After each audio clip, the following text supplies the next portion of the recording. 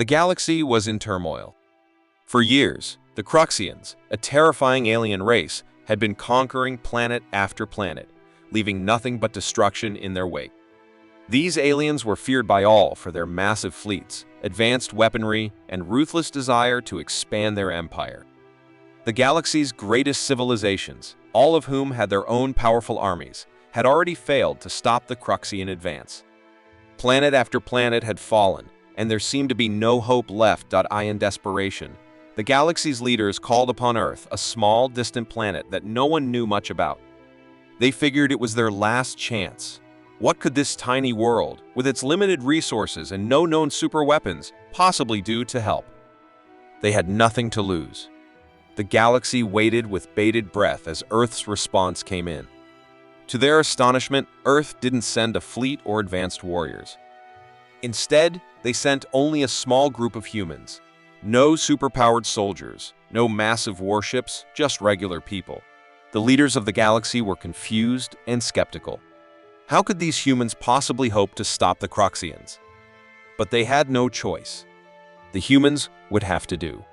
When Earth's small group of volunteers arrived, they were greeted with disbelief. These humans were not what anyone expected. There was no massive military force, no flashy armor or laser guns, just ordinary men and women. There was Captain Maria Sloan, a skilled tactician, Derek Hayes, a scientist with a mind for invention, Lucy Green, a sharp strategist, and Jack Turner, a former soldier with years of combat experience. "What do you intend to do?" the alien leaders asked, barely containing their laughter. They were used to seeing entire armies fail. They didn't think humans stood a chance. But the humans remained calm and confident. They knew something the galaxy didn't. Brains could win wars when brawn could not.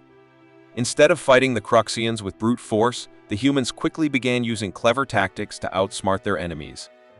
They didn't need to match the Cruxians in strength. They would win by using what the aliens could never understand: simple, creative thinking. Captain Sloan took the lead, devising a plan to infiltrate Cruxian supply lines. Derek Hayes invented crude but effective traps using local resources. Lucy Green carefully studied the aliens' battle tactics, analyzing their weaknesses, while Jack Turner trained the group in stealth techniques, making sure they could move unnoticed. At first, the Cruxians didn't take the humans seriously. They sent their forces to track down these small groups, expecting to easily crush them. But the humans had something the Cruxians had never encountered: unpredictability. The first strike came when the humans used an abandoned Cruxian outpost as a base. Instead of attacking head-on, they rigged the area with simple, non-lethal traps. The Cruxians, confident in their superiority, rushed in only to be caught in the humans' traps, disabling their equipment and taking several prisoners. The humans didn't kill, they captured, leaving the Cruxians confused and scrambling to figure out how they had failed. The humans' tactics worked again and again. They disrupted the Cruxian supply chains, causing chaos among the alien ranks. Their weapons were primitive compared to the Cruxians, but their ingenuity allowed them to create weapons of their own using basic tools. They hacked into Cruxian technology, turning the aliens' advanced systems against them. Soon, the Cruxians realized that they were not fighting an army, but a team of minds. The humans did not rely on strength. They relied on strategy. The Cruxians were aggressive, overconfident, and blind to their own weaknesses, while the humans were calm, focused, and resourceful. The final battle arrived. The Cruxians, frustrated by the human success, launched a full-scale assault on their small team. The humans knew this would be their biggest challenge yet. But once again, they didn't fight the way the Cruxians expected. Using traps, decoys, and psychological tactics, the humans lured the Cruxian forces into a carefully laid-out trap. With no need to engage in open combat, the humans tricked the alien soldiers into fighting amongst themselves. In the chaos, Captain Sloan and Lucy Green led a mission to capture the Cruxian leader, who was the last to realize that his empire had been outsmarted by a group of humans. In the end, no lives were lost. The humans had succeeded in a mission that no one thought possible. They had defeated the Cruxians, not by strength or firepower, but through wit and cleverness. The Cruxian fleet was scattered, their empire weakened, and their leader was captured. The galaxy was stunned. No one could believe what had just happened. A small group of humans had done what the greatest armies of the galaxy could not. They had outsmarted the Cruxians with nothing but their brains. And in doing so, they had earned the galaxy's respect. From that day forward, Earth was seen as something more than just a small, unknown planet. Humans were seen as heroes not because they could fight, but because they could think and adapt in ways the galaxy had never imagined. The galaxy had needed heroes, and they found them in humans instead. The legend of Earth's unexpected heroes spread across the stars, and humanity's reputation as the cleverest and most unpredictable force in the galaxy was solidified. The Cruxians, once feared by all, learned the hard way that underestimating humanity was a mistake they would never make again. The galaxy had learned an important lesson. Sometimes, the greatest strength lies not in weapons or armies, but in the ability to think differently and act where others cannot. The galaxy was on the brink of collapse. For years, the Vrakkar Empire had swept across the stars, conquering planet after planet with their superior technology and overwhelming military strength. The galaxy's greatest heroes and fleets had tried to stop them, but they were no match for the Vrakkar's deadly weapons and advanced tactics. One by one, entire civilizations fell to the might of the Vrakkar. In the face of certain doom, the leaders of the galaxy made one last, desperate decision. They called for help from Earth, a small, peaceful planet at the edge of the galaxy. Earth, with no known military power and a population of only a few billion people, was a mystery to the rest of the galaxy. What could they possibly do to stop the Vrakkar? The leaders of the galaxy were skeptical. They thought Earth's request for help would be ignored, or worse, that they would receive no response at all. But to everyone's surprise, the humans didn't send fleets or advanced armies. Instead, they sent only a handful of their own people. Among them were soldiers, engineers, and scientists, people with no superhuman abilities or extraordinary powers, just ordinary humans who had lived through their own battles and challenges. The humans knew that brute force would never work against the Vrakkar, but they had something the Vrakkar didn't: creativity and resourcefulness. When the humans arrived, they immediately began making plans. They knew the Vrakkar's strength lay in their advanced technology and overwhelming numbers. But the humans believed they could turn the tide by using their ingenuity. They didn't have fancy weapons or fleets, but they had something just as powerful: their ability to think and adapt. The first step was to infiltrate the Vrakkar fleet. The humans worked together to gather information about the Vrakkar ships and weapons. Engineers and scientists quickly identified weak points in the Vrakkar's technology, and the soldiers began developing strategies to exploit those weaknesses. The humans knew they couldn't match the Vrakkar in firepower, but they could outsmart them. They began sabotaging the Vrakkar's fleet, using simple yet clever tricks. The humans spread misinformation, tricked the Vrakkar into launching attacks where they were most vulnerable, and used their knowledge of technology to disable the Vrakkar's most powerful weapons. As the Vrakkar's fleet grew more disorganized, they became confused. The humans' ability to sabotage and disrupt their plans was like nothing the Vrakkar had ever encountered. Their advanced technology, which had been so powerful against other civilizations, was now being used against them in ways they couldn't understand. Finally, the humans launched their greatest counterattack. The final battle was set to take place in space, where the humans knew they had to make their stand. The Vrakkar launched their fleet with all the force they could muster, confident that this would be their final victory. But the humans were ready. Using their knowledge of the Vrakkar's systems, the humans turned the Vrakkar's own weapons against them. They hacked into the Vrakkar's systems, reprogramming their advanced technology to turn on its creators. The Vrakkar found themselves firing on their own ships, and their mighty fleet began to crumble. The battle raged on, but the humans' strategic thinking and creative solutions had already given them the upper hand. The Vrakkar, who had once been unstoppable, were now on the defensive. With their technology turned against them, they were forced to retreat. The once mighty empire had fallen, not because of brute force, but because of human ingenuity. When the dust settled, the galaxy was left in shock. The Vrakkar, who had seemed invincible, were no more. The humans had done what no one thought possible. They had defeated the most powerful empire in the galaxy with nothing but their minds and their ability to think differently. The galaxy now saw Earth in a new light. No longer was Earth a small, insignificant planet. The humans had proven that even against the most powerful enemies, their greatest strength lay not in their numbers or weapons, but in their creativity and ability to outthink their foes. The galaxy began to realize that humanity was a force to be reckoned with, not because of their military might, but because of their ability to adapt and outsmart even the most dangerous enemies. In the end, Earth became the galaxy's most trusted ally. The other civilizations looked to humanity for guidance, knowing that the humans had an edge that no other species could match. The galaxy, once teetering on the edge of destruction, had been saved by the simple brilliance of human ingenuity. From that day forward, the galaxy would remember the humans as the species that defeated the Vrakar, not with strength, but with the power of the human mind. And they would never again underestimate the incredible power that comes from thinking outside the box. The galaxy was on the brink of annihilation. The Skorvax, a ruthless alien species known for their merciless conquest of planets, had begun to wipe out entire civilization. With their advanced technology and brutal tactics, the Skorvax seemed unstoppable. Planet after planet fell to their might, and the galaxy's greatest heroes, those who had faced countless threats before, were helpless in the face of such overwhelming power. Across the stars, galaxies watched in fear as their best fleets and warriors fought valiantly, but were crushed by the Skorvax onslaught. Entire fleets were destroyed within hours. Cities were obliterated, and civilizations crumbled under the Skorvax's iron grip.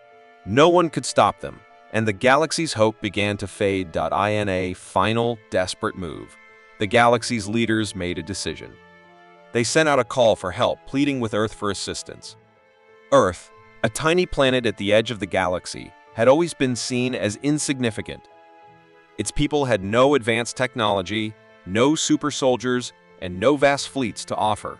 Yet, in their desperation, the galaxy turned to the one place they had never thought to seek help. To their surprise, Earth responded. But they didn't send an army, a fleet, or a team of super-powered warriors. Instead, they sent one man, John Blake. John wasn't a super soldier, nor did he possess any extraordinary abilities. He wasn't even part of Earth's most elite military forces. He was a soldier, a simple human with a deep sense of duty, courage, and a wealth of experience.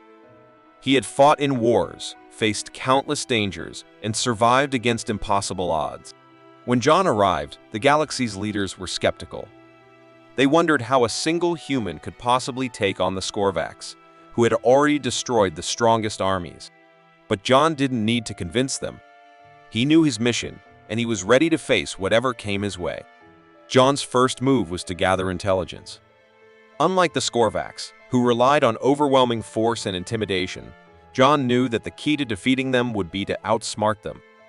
He spent days observing their movements, learning about their ships, their weapons, and their weaknesses. What the Skorvax didn't realize was that they had underestimated him. He wasn't just a soldier, he was a tactician, a strategist who had spent years honing his skills. Using his knowledge of the enemy, John began to disrupt the Skorvax's operations.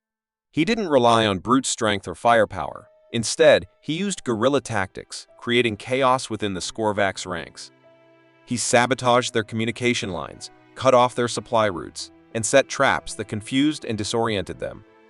With every step, John proved that the Skorvax, despite their advanced technology, were vulnerable to a more creative approach. The Skorvax were baffled. They had never faced an opponent like this. They were used to crushing their enemies with overwhelming force, but John refused to play by their rules. He used the environment to his advantage, moving quickly and quietly, always staying one step ahead. The aliens grew more and more frustrated as their fleet faltered and their plans unraveled. The final confrontation came when John infiltrated the Skorvax flagship. The flagship, the heart of their fleet, was a massive ship armed with a weapon capable of destroying entire planets. It was heavily guarded, and its defenses were nearly impenetrable. But John had already figured out its weaknesses. He made his way into the heart of the ship, dodging guards and evading security systems. He knew the odds were slim. When he reached the weapon, he realized just how close the Skorvax were to victory. If he didn't act quickly, the entire galaxy would fall to their destruction. Using only his resourcefulness and a few simple tools, John disabled the weapon. It was a gamble, but it worked. The weapon went silent, and the Skorvak's most powerful tool for domination was rendered useless. With their main weapon disabled, the Skorvak's fleet began to fall apart. Without their flagship's power, their remaining forces were disorganized and vulnerable. The humans, who had fought alongside John, took advantage of this weakness, pushing back against the retreating forces. The Skorvaks, realizing they had been outsmarted by one human, retreated in shame. The galaxy was left in shock. No one had ever expected such a turn of events. A single human, with no extraordinary abilities or advanced weapons, had done what entire fleets of the galaxy's greatest heroes could not. The Skorvaks were defeated, not through brute force, but through cleverness, determination, and the sheer will to protect everything worth saving. News of John Blake's success spread throughout the galaxy like wildfire. Earth, once an insignificant planet on the edge of the stars, had proven itself to be a force to be reckoned with. John had shown the galaxy that sometimes the greatest weapon is not the might of armies or advanced technology, but the strength of the human spirit, creativity, and determination. Earth's role in the galaxy had changed forever. No longer was it a small, unnoticed planet. It was now known as the home of the heroes who saved the galaxy from destruction. John Blake, once an ordinary soldier, became a symbol of what humanity could achieve when they refused to back down in the face of adversity. From that day forward, the galaxy would remember, when humans step in, the impossible becomes possible. The galaxy was in peril.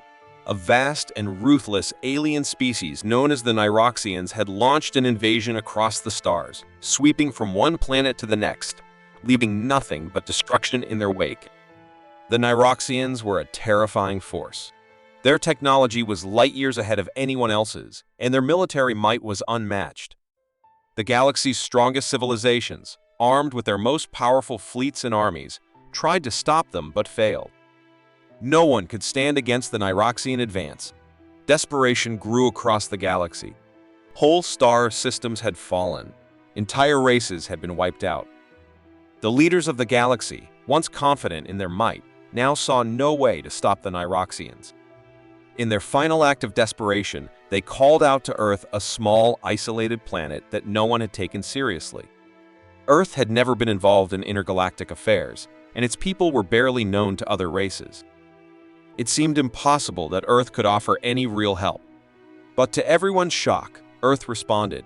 Instead of sending a massive fleet, as the galaxy had hoped, Earth sent a small team, a handful of people, no more than 10. The team consisted of soldiers, doctors, engineers, and scientists. They had no superpowers or advanced alien technology, only their skills, their courage, and their determination. It was a bold move, and many doubted it would work. But the Earth team wasn't concerned with doubts. They were ready to face the impossible. The Nyroxians, confident that no one could stop them, dismissed the humans as irrelevant. After all, they had defeated fleets of powerful starships and whole armies of advanced species. A few humans couldn't possibly make a difference. But what the Nyroxians didn't understand was that the humans didn't need to match their enemies in strength. They only needed to think differently. The Earth team began working quickly, using their collective knowledge to assess the situation. The doctors set to work healing those who had been hurt. The engineers began designing makeshift weapons and tools, and the soldiers used their experience to devise strategies to outsmart the invaders. They had no massive armies, no advanced weaponry, but they had something far more dangerous: their minds. The team infiltrated the Nyroxian forces, not through brute force, but by using the very technology the Nyroxians thought they had mastered. They hacked into the alien systems, causing confusion and chaos within the Nyroxian ranks. The scientists, with their deep understanding of technology, found ways to sabotage the enemy's weapons.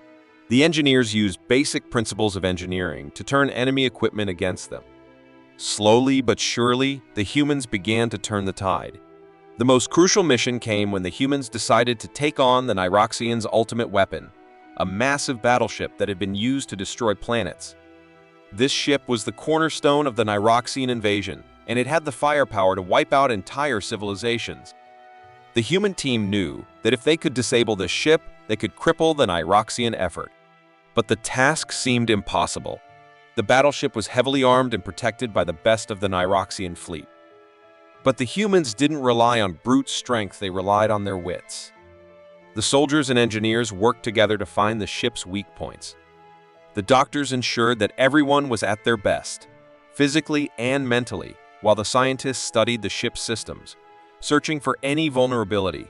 They found it, a flaw in the ship's power core, hidden deep within the vessel. The team infiltrated the battleship, evading the alien guards and making their way to the core. Using their knowledge of energy systems, they reprogrammed the ship's core to overload, shutting down its entire power grid. As the ship's systems collapsed, the Nyroxians were thrown into disarray. Their most powerful weapon, the one that had been responsible for so much destruction, was now useless. The battleship was neutralized without a single shot being fired. The Nyroxians, stunned by this unexpected turn of events, began to retreat. The humans didn't stop there. They continued their efforts to sabotage the Nyroxian fleets, slowly eroding their power. The Nyroxians, once so confident, found themselves overwhelmed by the resourcefulness and determination of a small group of humans. The invaders, realizing they could no longer win, retreated from the galaxy, leaving Earth and its allies victorious. The galaxy was stunned. No one could believe what they had just witnessed. The humans had done what no one thought possible. They had saved the galaxy, not with superior firepower or military might, but with brains, teamwork, and sheer determination.